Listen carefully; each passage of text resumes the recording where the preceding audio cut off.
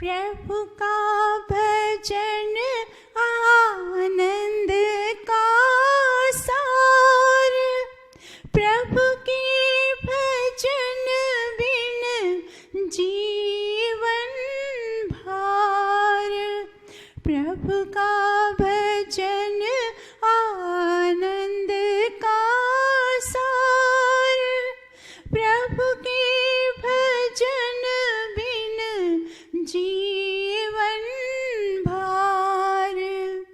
छोड़ो जग की मृग तृष्णा को, जिसमें दुख अपार। प्रभु का भजन आनंद का सार, प्रभु के भजन बिन जीवन भार। नव प्रभात की वेला में हमें जल्दी से उठ जाना है। नव प्रभात की वेला में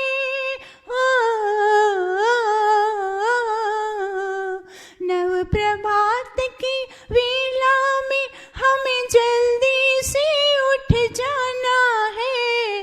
करके अपने तन को पवित्र प्रभु का ध्यान लगाना है।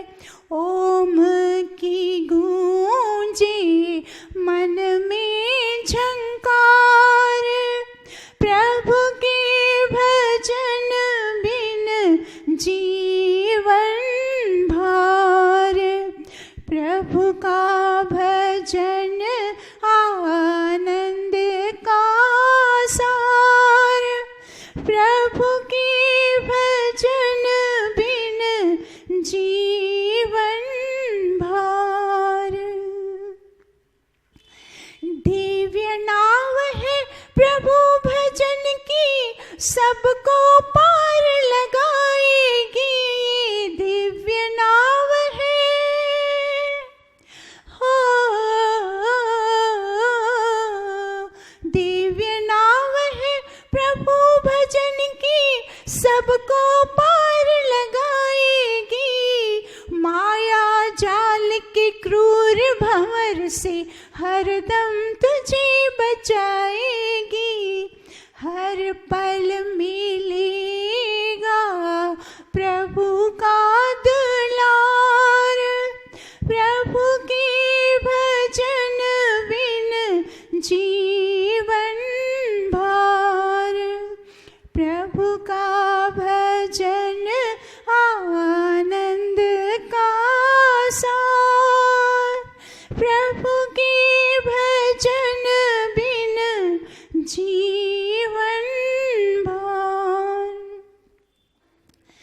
कण कण में प्रभु भजन चल रहा, लेकिन तू अनजान है।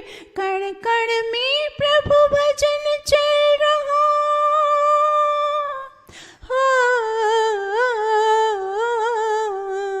कण कण में प्रभु भजन चल रहा, लेकिन तू अनजान है। हर रचना नारायण जपती, जो प्राणों का प्राण है। ओम साधना अमृत धार, प्रभु के भजन बिन जीवन भार। प्रभु का भजन आनंद का सार, प्रभु के भजन बिन जीवन भार। प्राणी मात्र के लिए हृदय में मंगल कामना हो। प्राणी मात्र के लिए हो, प्राणी मात्र के लिए हृदय में मंगल कामना हो। सबके हित की करे प्रार्थना, जरा नहीं दुर्भावना हो। का विस्तार। प्रभु के भजन बिन जीवन भार। प्रभु का भजन आनंद का सार। प्रभु के भजन बिन जीवन भार। छोड़ो जग की मृग तृष्णा को जिसमें दुख अपार। प्रभु का भजन आनंद का सार। प्रभु के भजन बिन जीवन भार। प्रभु के भजन बिन जीवन भार।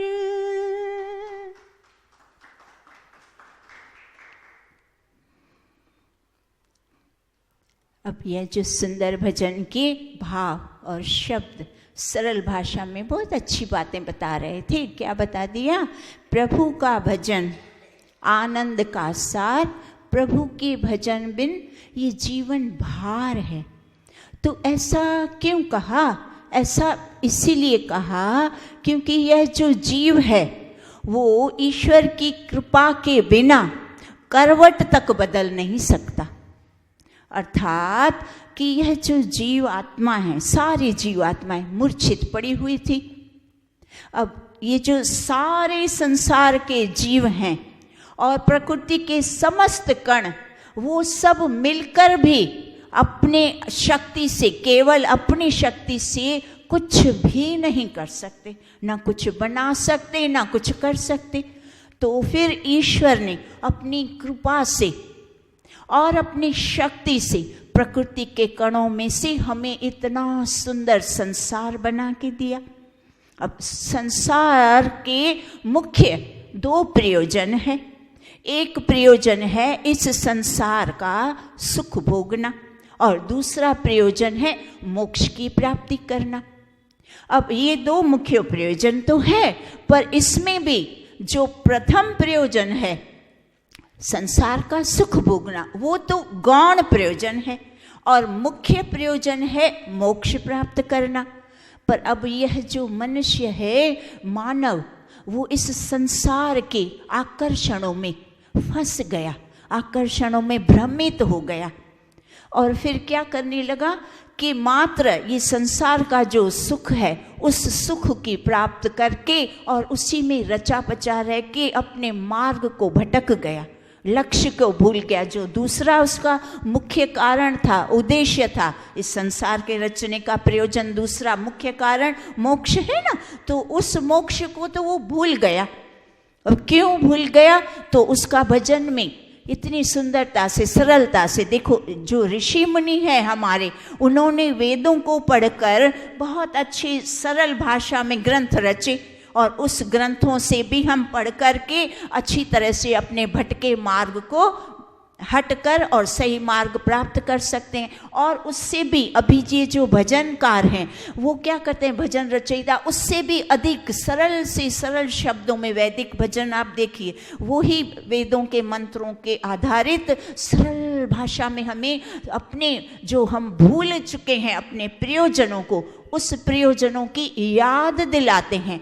तो आज का भजन अष्टांग योग की ही बात कर रहा है। क्या बता दिया कि मृग तृष्णा में, छोड़ो जग की मृग तृष्णा को जिसमें दुख अपार। मृग तृष्णा, अब हमें सबको पता है मृग क्या करता है, रेगिस्तान में भूल गया, रास्ता भटक गया। अब जो सूर्य की किरणों में रेती चमकती हुई उसको दूर से जल दिखता है और वो जल पीने के लिए भ्रमित हो गया, रेती को जल समझ रहा है और भागता जा रहा है, भागता जा रहा है, जितना भागता जा रहा है देखता है रेती, फिर दूर से उसको आगे वाली रेती उसको जल दिखती है, भ्रमित हो जाता है, फिर आगे और भागता है, अच्छा यहाँ तो रेती है पर आगे जल है, फिर वो आगे और भागता है और इस तरह से भागते भागते, क्योंकि जल तो है नहीं, है तो मात्र रेती, और इस भ्रम भ्रमित होकर वो थक हार के अपने प्राणों को ही गंवा देता है। तो इसी प्रकार ये संसार को भी क्या बता दिया है ऋषियों ने, मुनियों ने हमें पहले से ही सचेत कर दिया है वेदों में कि ये संसार साधन है, ये गौण है, इसका सुख तुम्हें मिलेगा, पर इसका सुख तुम्हें कब मिलेगा? जब तू इसको साधन के तौर इसका उपयोग करेगा, अपनी यात्रा में साधन के तौर पे सदुपयोग करेगा, तो यही साधन, यही सारे संसार के पदार्थ तुम्हें सुख देंगे और यात्रा में तुम्हारी आगे की यात्रा को सुखद बनाएंगे, यात्रा में सहयोगी बनेंगे। पर अगर तुमने इन्हीं पदार्थों का दुरुपयोग किया, भ्रमित हो गया, आकर्षित हो गया और इनमें फंस गया, तो यही जो साधन है वो साधक न बन के बाधक, वो तुम्हारा बंधन का कारण बन जाएंगे। बंध जाओगे तुम इस संसार में। क्यों बंध जाओगे? पता है क्यों हम संसार में? क्योंकि ये संसार भ्रमित करता है हमें। कैसे भ्रमित करता है? ये अपना है नहीं, पर हमें कैसे भ्रम हो जाता है कि ये संसार हमारा है, ये संसार है अनित्य, पर हमें कैसा भासता है? नित्य भासता है। हमें लगता है ये संसार के सुख हमेशा रहेंगे, मेरे ये जो रिश्ते नाते सब, ये सारा सुख हमेशा रहेगा, है अनित्य पर नित्य भासता है, भ्रमित करता है ना। इसीलिए इसको क्या बता दिया कि ये माया जल, क्रूर भंवर है ये संसार, मनुष्य को, जीवात्मा को भ्रमित कर देता है। और वो मनुष्य बेचारा इसी संसार के पदार्थों में जीवात्मा क्या करता है? संसार के सुखों को सच समझकर, नित्य समझकर, ये आखिरी प्रयोजन है, यही है, बस वो समझकर और उसी में रच पच के फंस जाता है, बड़ा दुखी हो जाता है, दुखों से ग्रस्त हो जाता है। तो हमें ऋषि मुनि वही अष्टांग योग में भी पतंजलि जी ने बताया और यहाँ उसी भजन को सरल करते हुए क्या बता दिया है कि हमें ये सारे के सारे कार्य अष्टांग योग में क्या करना है? जल्दी उठना है, सत्संग में आना है, ध्यान करना है, हवन यज्ञ करना है, परोपकार करना है, ये सारे कार्य करने हैं। तो अब मनुष्य क्या कहता है? वो कहता है कि ये सारे कार्य तो बड़े कठिन हैं, आप जो बताते हो ठीक है, पर है बड़े कठिन। अब हम आपसे प्रश्न करते हैं, आप बताएं संसार में कौन सा कार्य सरल है? क्या डॉक्टर बनना सरल है? क्या इंजीनियर बनना सरल है? क्या साइंटिस्ट बनना सरल है?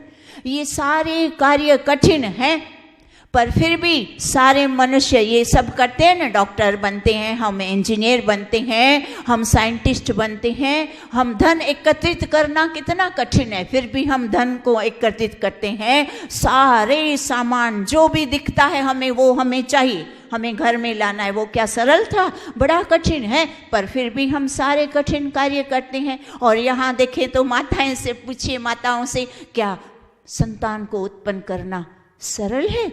कितना कठिन कार्य, दूसरा जन्म लगता है जैसे मृत्यु ही आ गई, इतना कष्टदायक है कि नहीं? तो फिर भी वो कठिन कार्य भी सब करते हैं, संतान को उत्पन्न करते हैं। फिर उत्पन्न करने के बाद संतान को बड़ा करना उससे भी अधिक कठिन है, फिर भी लोग करते हैं कि नहीं करते? ये सारे कठिन से कठिन कार्य सारे मानव करते हैं। तो जब हम सारे कठिन कार्य करते हैं ये इस संसार के, और ये जो सारे कठिन कार्य हम करते हैं उनका लाभ पता है कितना है? मात्र इस जीवन तक। हम डॉक्टर बने, इंजीनियर बने, करोड़पति बने, अबजपति बने, चाहे कितना भी राज्य भी प्राप्त कर लिया, जो कुछ भी कर लिया, पर उसकी प्राप्ति कहाँ तक? मात्र इस जीवन तक। इस जीवन के बाद सब कुछ खत्म। और ये जो सब लोग बोलते हैं कि सत्य मार्ग, अष्टांग योग, ईश्वर की प्राप्ति बड़ी कठिन है, तो यह कठिन तो है, पर जो ये कठिन कार्य हम करते हैं, मात्र एक जीवन के लिए भी जो हम सारे कठिन कार्य कर देते हैं, तो फिर मोक्ष प्राप्ति के लिए ये जो कठिन कार्य है उसको करना चाहिए कि नहीं करना चाहिए? क्यों? क्योंकि उसका सुख कितना है? इस भौतिक पदार्थों का, भौतिक कठिन कार्यों का सुख एक जीवन तक, और यह ईश्वर मार्ग, ईश्वर की प्राप्ति के मार्ग पर जितनी भी कठिनाइयां आई मोक्ष प्राप्ति की, उसका सुख कितना अधिक। आप देखिए कितना लंबा सुख है।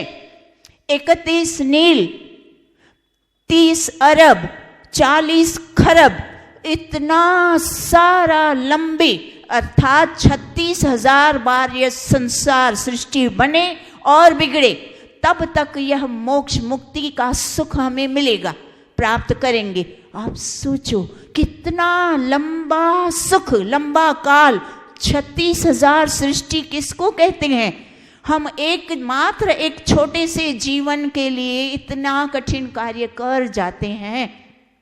कितने दुखों को प्राप्त करके थोड़ा सा सुख मिलता है, और इस कठिन कार्य को करके हमें इतना लंबा सुख मिलेगा। तो हमें क्या करना चाहिए? हमारा कर्तव्य है कि हमारा जो मुख्य लक्ष्य है, हमारा गौण लक्ष्य तो सुख प्राप्ति है संसार की, वो भी साथ साथ करते जाओ ना। उसकी मना कहाँ करी? अगर मना की होती तो ये संसार बना के न दिया होता। इस संसार को बना के दिया है, इसका सदुपयोग करो, इसका भी सुख प्राप्त करो, और स्वयं भी सुख प्राप्त करो, औरों को भी सुख प्राप्त करवाओ। और साथ साथ हमारा मुख्य जो लक्ष्य है ईश्वर प्राप्ति, जो मुख्य काम क्या है? हमारा मोक्ष, तो वो भी साथ साथ हमें करना है। क्यों करना है? ताकि हमें इस सारे दुखों से छूटना है। प्रत्येक व्यक्ति दुखों से छूटना चाहता है, और इन दुखों से छूटने के लिए ही परमपिता परमेश्वर ने कृपा करके हमें ये संसार रच दिया, और हमें ये मानव जीवन, इतना सुंदर अवसर, ये सुंदर अपॉर्चुनिटी हमें दे दी कि ये जीवन की यात्रा सुखद बनाओ। ये सारे साधन तुम्हारे लिए है, सुखद बना के सुखपूर्वक तुम यात्रा पूर्ण करो और लंबा सुख मोक्ष की प्राप्ति करो। तो जीवन के सुख को प्राप्त करने के बावजूद भी हमें क्या करना है? जन्म मरण के चक्कर से छूटना है। तो हम इतने दिनों से ये जो पंच महाकलेश कर रहे हैं ना, 5वें कलेश तक हम पहुंचे हैं, अभिनिवेश कलेश, महर्षि पतंजलि का साधन पाद, द्वितीय पाद और तीसरा सूत्र हम कर रहे हैं। उसमें कहाँ तक पहुंचे हैं? अभिनिवेश कलेश। तो अभिनिवेश का अर्थ क्या है? मृत्यु का भय। तो हम मृत्यु का भय समझ रहे हैं। तो मृत्यु के भय में मुख्य कारण क्या बता दिया है? मृत्यु के भय में मुख्य 2 कारण हैं। एक प्रथम कारण है अज्ञान, और दूसरा कारण अभी हम बाद में करते हैं। अज्ञान का अभी थोड़ा सा पार्ट रह गया है, वो हम अच्छे से समझ जाएंगे। तो प्रथम कारण जो अज्ञान है मृत्यु का, मृत्यु के भय का, उसको हम समझते हैं। तो स्वभावतः मनुष्य क्या करता है? मृत्यु को भूल जाता है। अब ये मृत्यु को क्यों भूल जाता है? इसके लिए महात्मा बुद्ध ने वो अपने शिष्यों को एक कहानी सुनाया करते थे। वो कहानी में क्या बताते हैं कि एक व्यक्ति जंगल में तेज भागता जा रहा है, दौड़ता जा रहा है। क्यों? क्योंकि उसको किसी ने बताया कि जंगल में हीरों की खान है। तो वो व्यक्ति हीरों की खान को ढूंढने और उसको प्राप्त करने के लिए भागे जा रहा है। अभी अभी अचानक उसकी दौड़ बहुत तेज हो गई, क्योंकि उसके पीछे शेर लगा। अब हीरे तो कहाँ के भूल गया, अब तो मात्र उस शेर से बचाव करना है। तो वो और तेज भागने लगा। भागते भागते भागते वो ऐसे स्थान पर पहुंचा जहां बहुत बड़ा भयंकर गड्ढा और आगे का मार्ग समाप्त।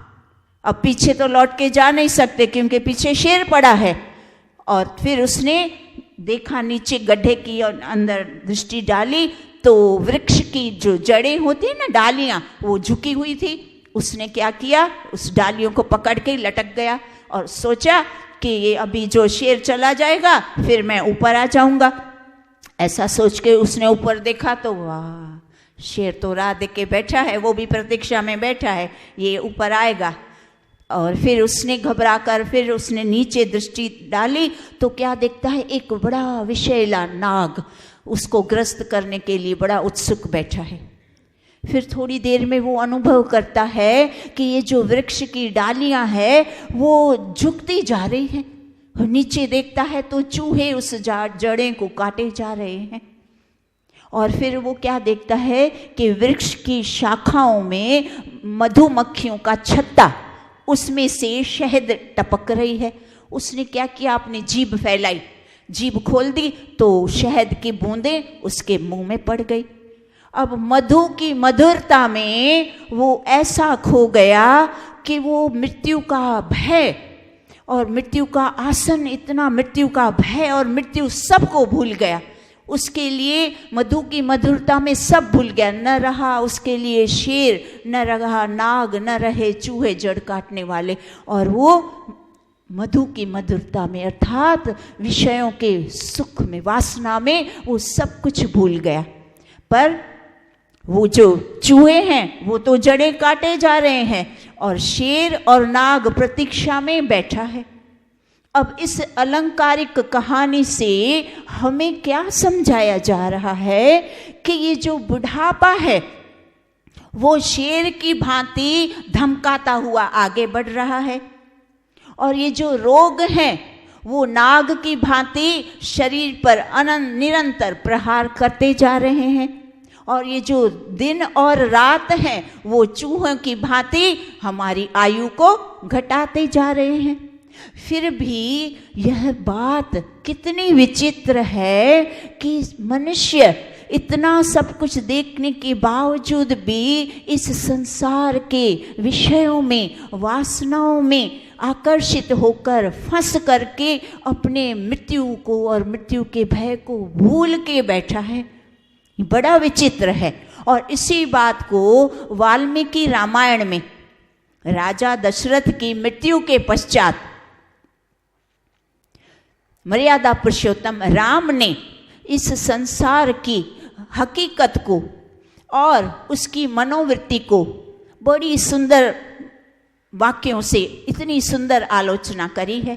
क्या बताते हैं मर्यादा पुरुषोत्तम राम? कहते हैं कि मनुष्य का सारा शरीर झुर्रियों से, झुर्रियां आ गई शरीर में, बाल सफेद हो गए, बुढ़ापा आ गया, बुढ़ा हो गया व्यक्ति, पर फिर भी वो रात दिन संसार के सुखों में डूबा हुआ है।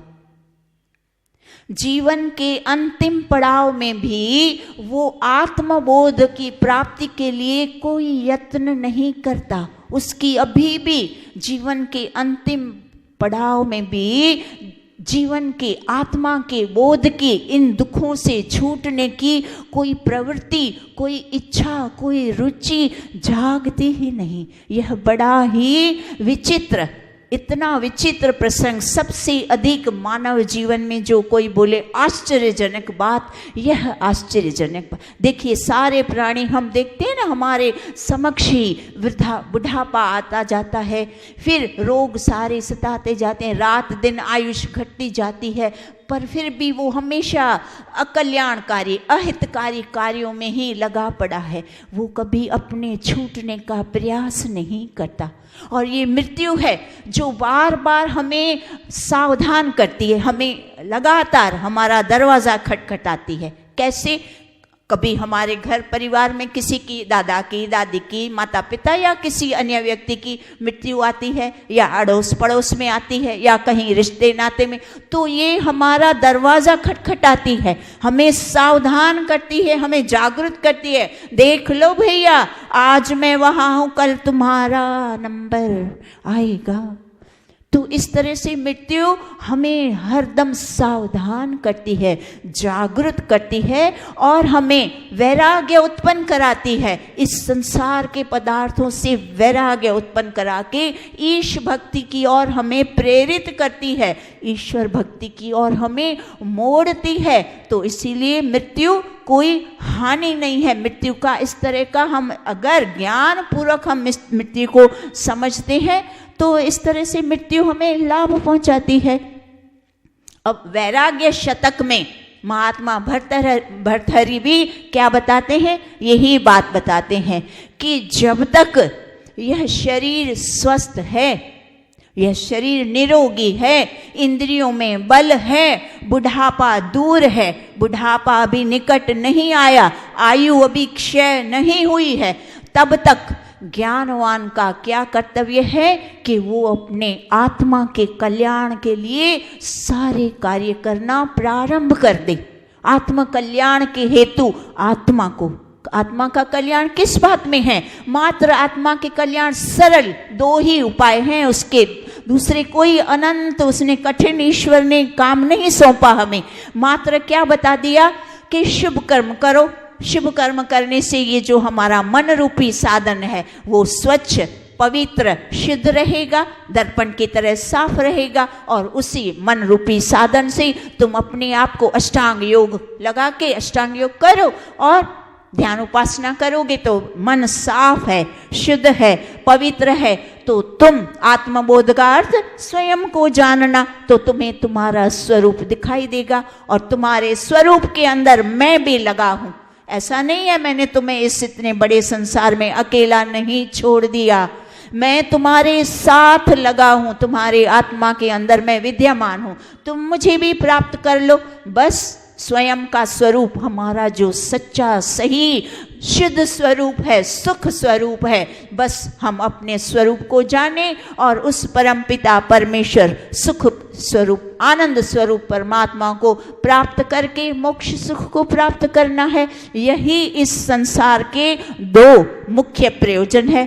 इन 2 मुख्य प्रयोजनों को प्राप्त करने के लिए हम इस संसार में आए हैं। अब यह जो प्रथम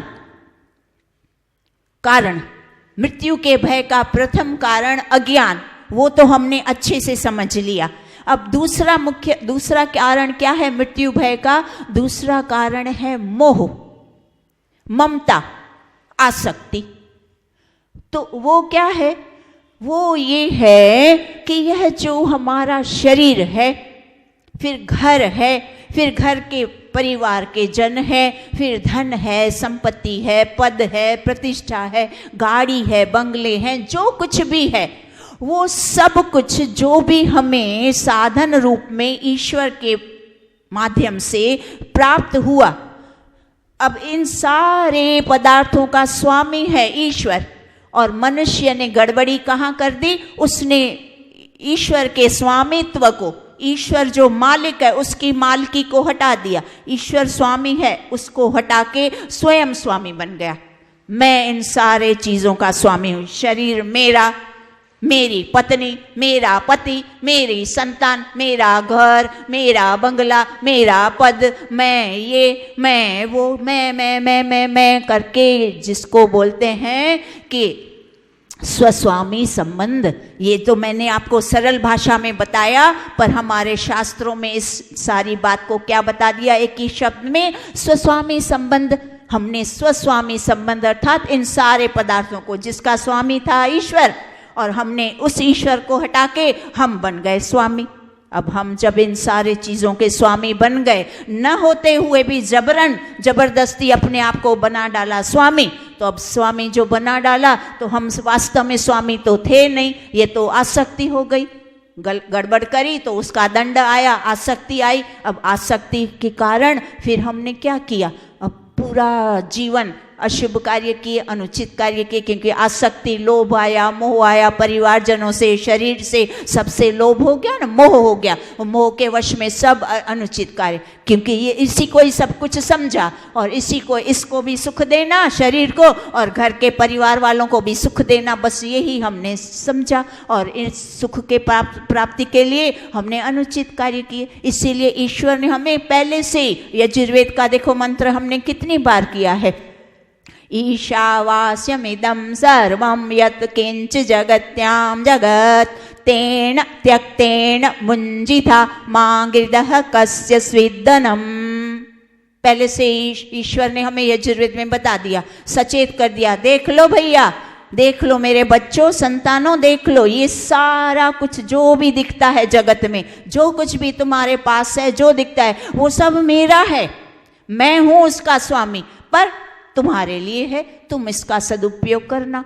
पर मनुष्य ने गड़बड़ कर दी, ईश्वर की बात को नहीं माना। बताया, वेदों में भी बताया, हमारे अंदर बैठ के सुझाव भी दे रहा है, विद्वानों के माध्यम से, संतों साधुओं के माध्यम से भी हमें सचेत किया जा रहा है, पर हम तो फिर भी गड़बड़ किए जा रहे हैं। हम फंस जाते हैं, आकर्षित हो जाते हैं ना, अज्ञान के वश आकर्षित हो जाते हैं, फिर अज्ञान के वश फिर मोह भी हो जाता है, और मोह के वश फिर पराई अमानत को जैसे हमें कोई थोड़े वक्त के लिए कोई वस्तु का उपयोग करने दे और जब मांगने आए तब तो हमें तकलीफ हो, तो ये हमारी यही अवस्था है। हम जब आप देखिए जेल में कोई व्यक्ति जाता है तो उसको बहुत सारी चीज़ें दी जाती है, वस्त्र, पात्र, बिस्तर आदि आदि जो उसको आवश्यकता है सारी चीज़ें उसको दी जाती है। जब वो जेल से छूटता है तब क्या ये सारे पदार्थ अभी उसके रहेंगे? उसके किसी काम के हैं? नहीं है, ना तो उसके काम के हैं ना रहेंगे। फिर भी ये मानव अज्ञानी मरते समय उसको इतना अफसोस होता है, हाय मेरा घर, हाय मेरी पत्नी, हाय मेरा पति, ये हाय मेरे सारे संतान, ये घर बंगला, ये तो मेरा अधिकार, और ये तो अभी बलात् कोई छुड़ा रहा है, उसको बड़ा कष्ट होता है। यही वास्तव में ये मृत्यु का भय है। बाकी कुछ छूटता वास्तव में हमारा था ही नहीं, तो हमें कोई छूटने का भय होना ही नहीं चाहिए। ये तो टेम्पररी, थोड़े वक्त के लिए यात्रा में हमें मिले थे साधन। अगर यह ज्ञान हमारे बुद्धि में फिट हो जाए तो फिर इसको छूटने की तो हमें कोई तकलीफ ही ना हो। जैसे जेल से छूटते समय किसी को उस चीज़ों में मोह रहता है, बोलता है छोड़ो, हाय मैं तो छूटा, कितना स्वतंत्र वो व्यक्ति खुश होता है ना। उस चीज़ों के लिए कोई उसको अफसोस होता है कि हाय मेरा जेल का पात्र छूट गया, हाय मेरा जेल का वस्त्र छूट गया? वो नहीं खुश, नहीं दुखी होता ना। बस हमें भी वैसे ही समझना, ऐसी हमारी बुद्धि बनानी चाहिए कि यह मात्र हमें एक यात्रा में साधन मिले हैं, मेरे हैं नहीं, ये ईश्वर के हैं, ईश्वर प्रदत्त साधन मिले हैं। इसका मैं उपयोग करूंगा, सदुपयोग करके अपनी यात्रा को सुखद बनाऊंगा और दूसरों की यात्राओं को भी सुखद बनाऊंगा। मात्र स्वयं उसका उपयोग नहीं करूंगा, दूसरों को भी खूब सहयोग दूंगा, इतना अधिक सहयोग दूंगा कि मेरा मन इतना अधिक पवित्र हो जाएगा, मेरी यात्रा और सुखद हो जाएगी। तो कितनी अच्छी अच्छी बातें हमें वेद में समझाई जाती है। तो ये जो दोनों मुख्य मृत्यु के दोनों मुख्य क्या कारण थे, आप बताएं जरा। मृत्यु के भय में दो मुख्य कारण क्या हमने सीखे इतने 3-4 सत्रों से? हाँ, शाबाश। प्रथम अज्ञान और दूसरा मोह। बस ये दो मुख्य कारण हैं हमारी मृत्यु के भय के पीछे। तो अज्ञान को भी हमने बहुत अच्छे से समझ लिया। अब हमने समझ तो लिया दोनों कारणों को कि अज्ञान है और मोह है। अब ये सुन भी लिया, अच्छे से समझ भी लिया, पर अब एक और कठिन काम जो आज हमने पहले भजन में क्या समझा कि हमें मनुष्य को कठिन कार्य करने हैं। तो अब हमारी कठिनाई अब यहाँ से प्रारंभ होती है। जो सुना, जो समझा, उसको हमें तत्व ज्ञान में परिवर्तित करके व्यवहार में लाना है। व्यवहार में हमारी बुद्धि में जब फिट होगा, मन मस्तिष्क में यह हर पल हर क्षण जब यह बात समझ में आएगी, तब हमारे व्यवहार में वो दिखेगा। और हमारा व्यवहार इतना शुद्ध, इतना पवित्र, इतना अच्छा रहेगा कि हमारी यात्रा अवश्य में सुखद हो जाएगी। और हम काफ़ी कुछ इसी जन्म में, हम ना बोले तो ज़्यादा से ज़्यादा मैं और अधिक अच्छे से समझा दूँ तो 90% हमारी यात्रा, अगर इस पे हमने अमल किया, इसी बातों पे अमल किया, तो 90% हमारी यात्रा, हमारी मोक्ष की हमने समझो पार कर ली। बाकी 10-20 या जो बाकी है कोई बात नहीं, 1-2 जन्म और लेके हम इसको यात्रा को अवश्य पूरी करके अपनी मंजिल, डेस्टिनेशन, हमारा डेस्टिनेशन, हमारी मंजिल मोक्ष प्राप्ति, तो उस मंजिल को हम अवश्य में पहुंच जाएंगे। अगली कक्षा में हम इस मृत्यु के भय जो कारण जाने, अब कारण का निवारण, उस एक कक्षा में हम उस कारणों के निवारण को भी अच्छे से समझ के और अपने ज्ञान को और दृढ़ बनाएंगे। आगे का हम अगली बार करते हैं, हमारा समय हो चुका। ओम द्यौ शांतिरंतरिक्षं शांति, पृथ्वी शांति, रापः शांति, रोषधयः शांति। वनस्पतयः शान्तिर्विश्वे देवा शान्ति ब्रह्म शान्ति सर्वं शान्ति शान्तिरेव शान्ति सामा शान्तिरेति ॐ